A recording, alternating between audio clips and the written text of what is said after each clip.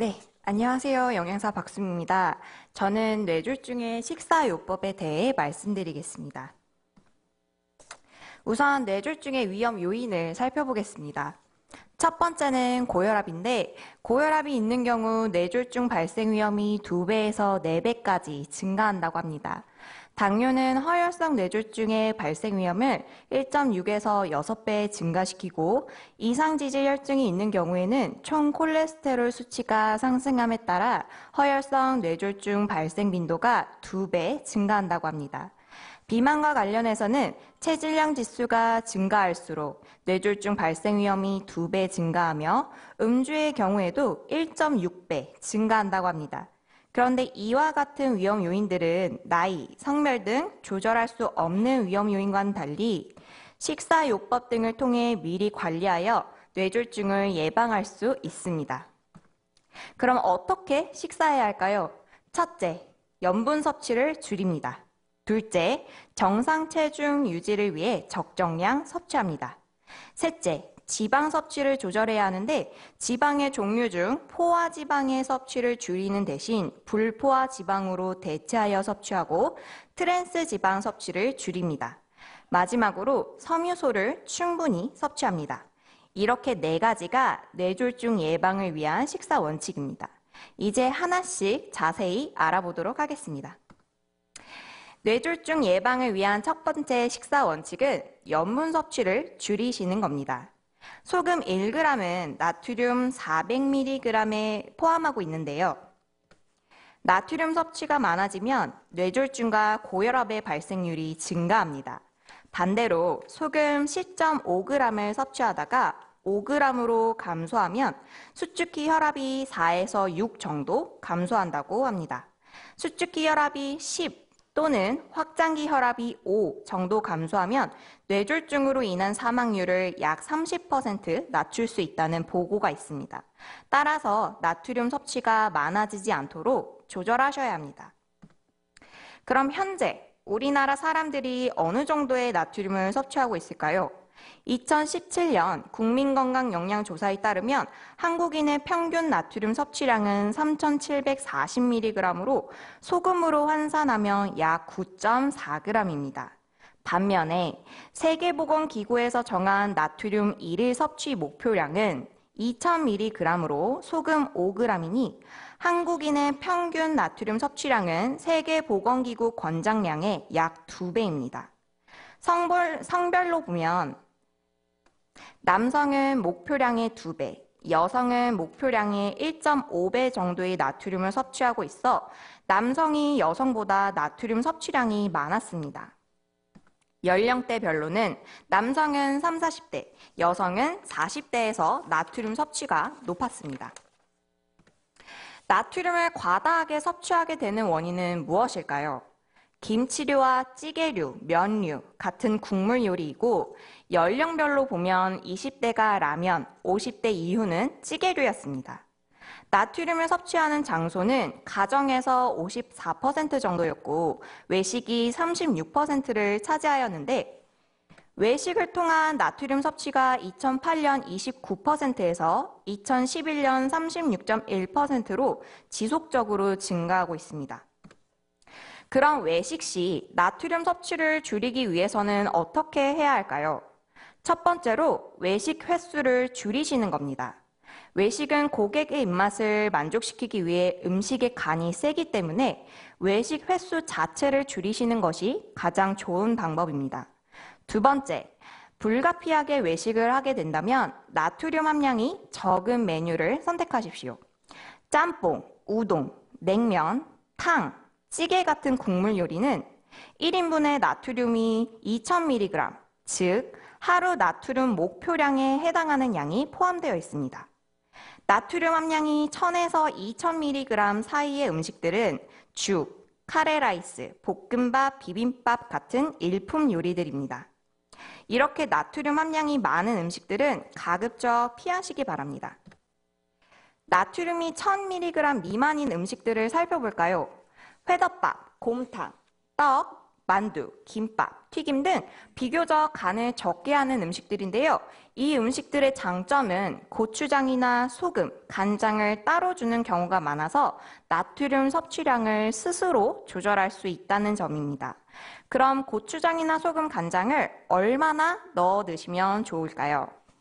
회덮밥에 고추장 1큰술, 곰탕에 소금 3분의 1 작은 술만 넣어도 나트륨 400mg, 즉 소금 1g을 넣으시는 겁니다. 그러니 소금, 장류, 소스 등은 따로 달라고 요청하시고 섭취량을 조절해 드시기 바랍니다. 외식할 때 염분 섭취를 줄이는 다른 방법은 주문할 때 미리 싱겁게 해달라고 요청하시는 것과 마지막으로 국물 요리를 드실 때 건더기 위주로 드시는 것입니다. 보시는 사진은 국물 요리에 포함된 나트륨 양을 적어 놓은 건데요. 김치찌개만 다 드셔도 하루 목표량을 모두 다 드시게 됩니다. 그러니 건더기만 건져 드시고 국물은 꼭 남기시기 바랍니다. 그렇다면 집에서는 어떻게 해야 나트륨 섭취를 줄일 수 있을까요? 우선 염분이 많은 음식의 섭취를 줄입니다. 김치, 젓갈, 장아찌 등의 절인 음식과 라면, 통조림, 햄 등의 가공식품인데요. 절인 음식 대신 쌈, 샐러드 등의 신선한 채소로, 가공식품 대신 자연 그대로의 신선식품으로 바꿔 드세요. 양념을 하실 때에는 소금, 간장, 된장, 고추장 같은 짠맛을 내는 양념 대신 새콤, 고소, 매콤한 맛을 활용해 보십시오. 식초나 유자청, 레몬즙을 사용하여 상큼하게 드시거나 참기름, 들기름, 견과류 가루 등을 이용해 고소한 맛을 내셔도 좋고 후춧가루, 고춧가루, 파, 양파, 겨자, 고추냉이 등 매콤한 맛을 잘 활용하시면 짜지 않아도 맛있게 드실 수 있습니다. 국물을 낼 때는 감칠맛을 충분히 사용하세요. 멸치, 다시마, 새우, 조갯살이나 표고버섯 등으로 국물을 내거나 한꺼번에 가루를 만들어서 국물에 넣으면 감칠맛이 풍부해져서 간을 덜 해도 맛있게 드실 수 있습니다. 세 번째, 가공식품을 구입하실 때는 포장 뒷면에 영양 정보를 꼭 확인하세요. 영양 정보에는 총 내용량과 1회 분량에 따른 나트륨 함량이 적혀 있는데 1회 섭취량의 나트륨 함량이 200에서 300mg 이내의 제품을 선택합니다. 지금까지 염분 섭취를 줄여야 하는 이유와 외식할 때 그리고 가정에서 식사할 때 어떻게 염분 섭취를 줄일 수 있는지 알아보았습니다. 뇌졸중의 식사요법 그 두 번째는 정상 체중 유지를 위해 적정량을 섭취하는 것입니다. 2007년부터 2017년까지 한국인의 비만율 추이를 보면 전체적으로도 비만율이 증가했고 특히 남성의 비만율이 큰 폭으로 증가하여 40%를 넘었습니다.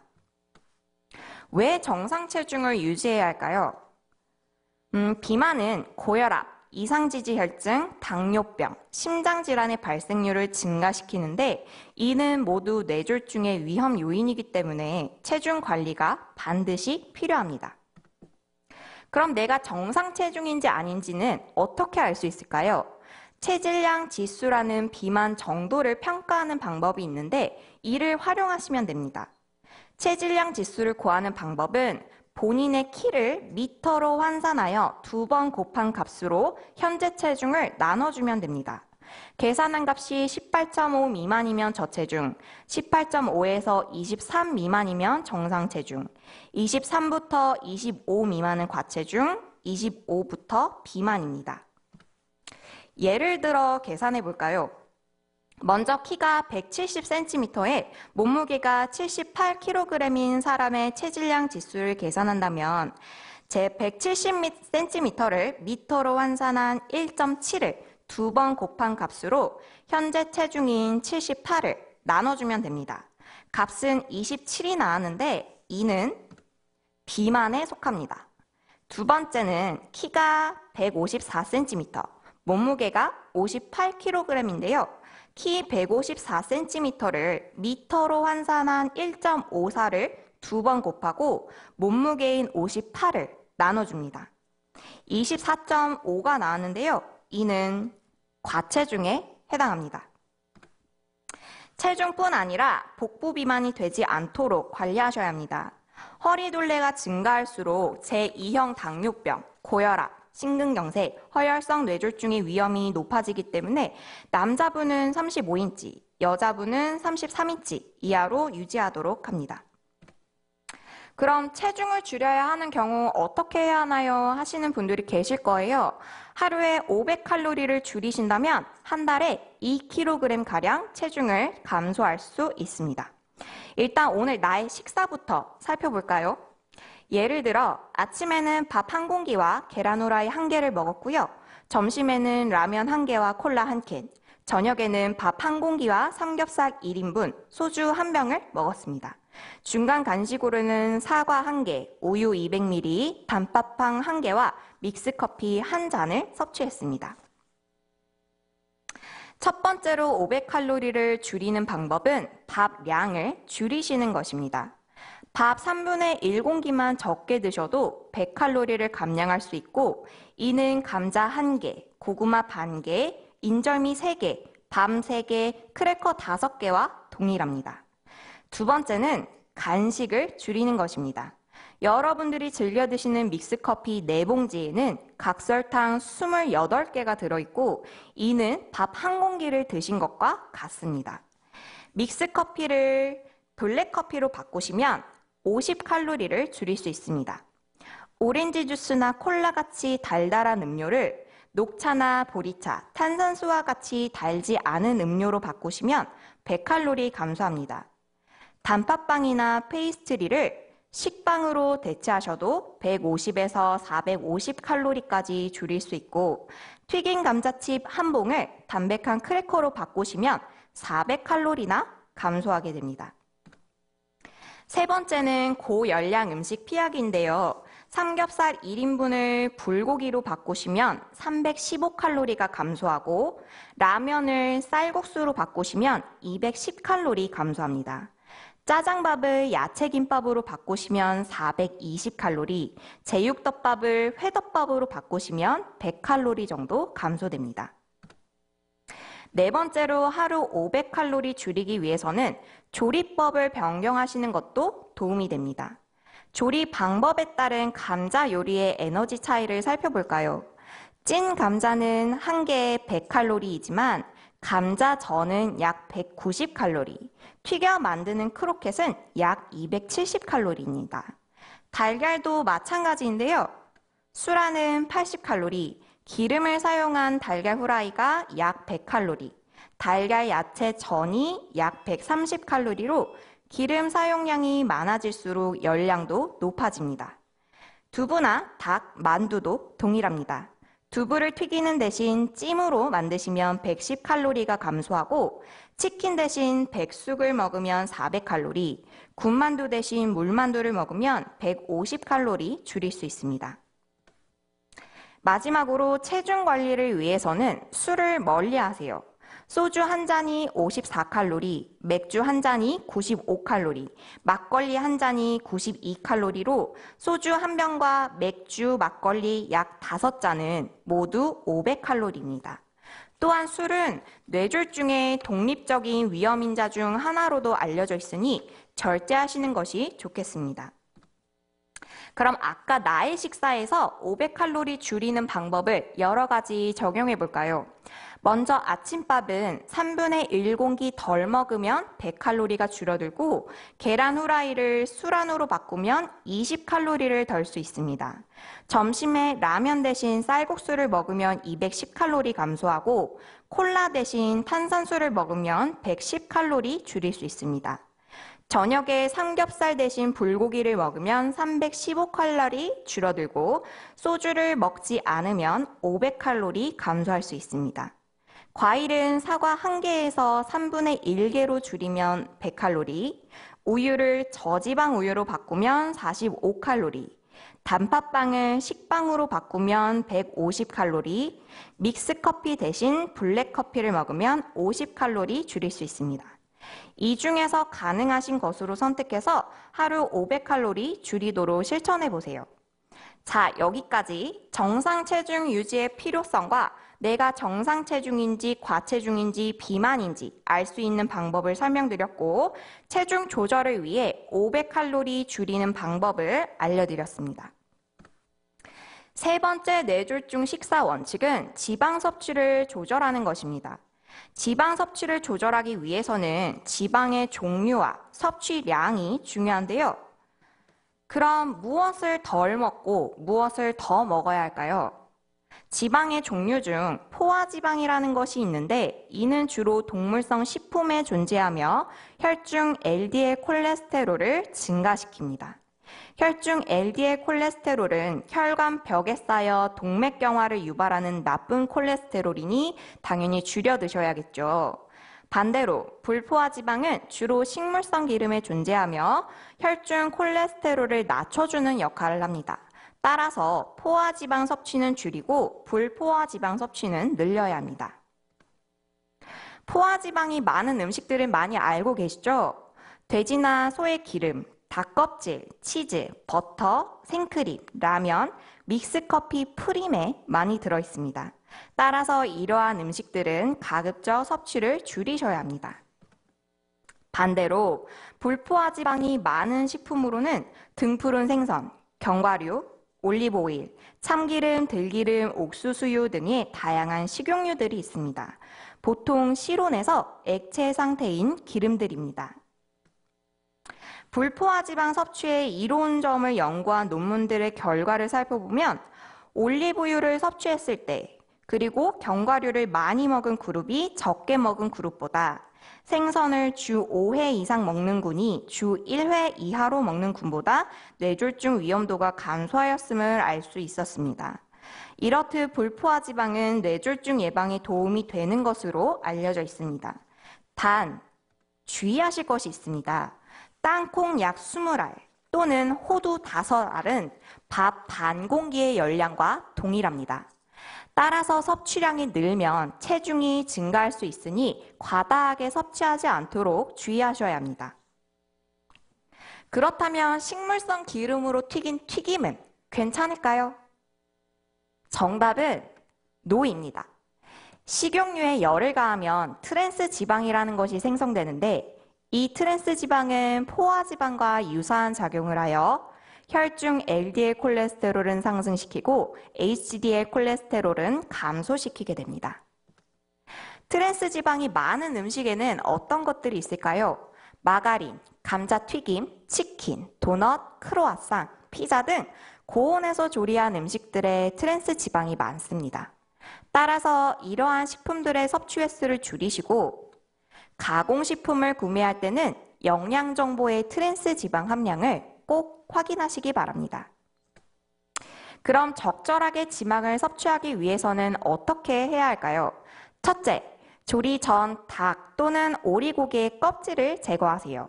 둘째, 버터같이 포화지방이 많은 동물성 기름 대신 참기름, 식용유 등 불포화지방이 많은 식물성 기름을 사용하세요. 대신 과다한 지방 섭취로 인해 체중이 증가하지 않도록 하루에 3, 4찻숟갈 정도로 기름 사용량을 줄이세요. 넷째, 튀김보다는 구이, 찜 등의 조리법을 사용하시고 다섯째, 육류보다는 생선을 자주 섭취하시기 바랍니다.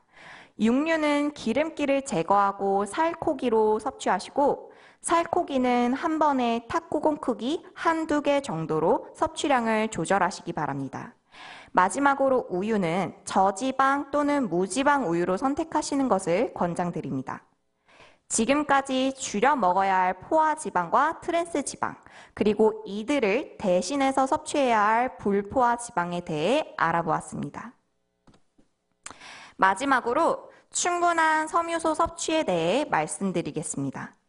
섬유소 섭취가 증가하면 혈중 콜레스테롤과 혈당의 감소에 도움이 될 수 있고 포만감 유지에도 도움이 되는데 이 포만감을 통해 체중의 감소 효과까지 볼 수 있습니다. 섬유소 섭취를 늘리기 위해서는 쌀밥이나 흰빵을 잡곡밥과 잡곡빵으로 바꾸시고 매끼 2~3가지 이상의 다양한 색깔의 채소 반찬을 드세요. 예를 들어 브로콜리, 상추, 오이 같은 초록색 채소, 고추, 빨강 파프리카 등의 빨강 채소, 당근, 단호박 등의 노란 채소, 가지 같은 보라색 채소, 무, 양배추, 콩나물 등의 흰색 채소 등 다양하게 드시기 바랍니다.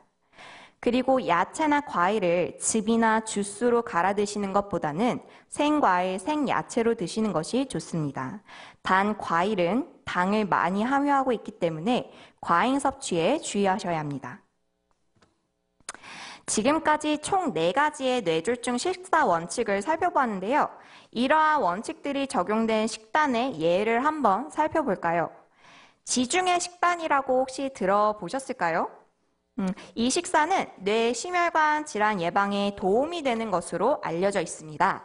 내용을 자세히 살펴보면 매일 채소, 과일 전곡류를 섭취하고 포화지방과 트랜스지방 대신 불포화지방의 일종인 올리브유를 이용합니다.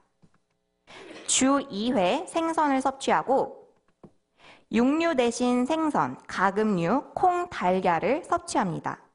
육류는 눈에 보이는 지방을 제거하고 과량 섭취하지 않도록 섭취량을 조절합니다. 유제품은 저지방 그릭 요거트나 플레인 요거트로 적정량 섭취하고 소금 사용을 줄이는 대신 다양한 향신료를 사용합니다. 마지막으로 지금까지 말씀드린 뇌졸중 예방을 위한 식사 원칙을 정리해 보겠습니다. 첫 번째, 음식은 싱겁게 드세요. 짠맛을 내는 양념 대신 여러 가지 맛을 활용하여 조리하시기 바랍니다. 두 번째, 식사는 골고루 드시되 적정 체중을 유지할 만큼만 식사량을 조절하세요. 세 번째, 지방은 포화지방이나 트랜스지방 대신 불포화지방이 많은 식품으로 대체하시고 체중이 증가하지 않도록 필요한 만큼만 드시기 바랍니다. 마지막으로 잡곡류, 채소류, 과일류 등 섬유소를 충분히 드시기 바랍니다. 이상으로 뇌졸중의 식사요법에 대해 말씀드렸습니다. 감사합니다.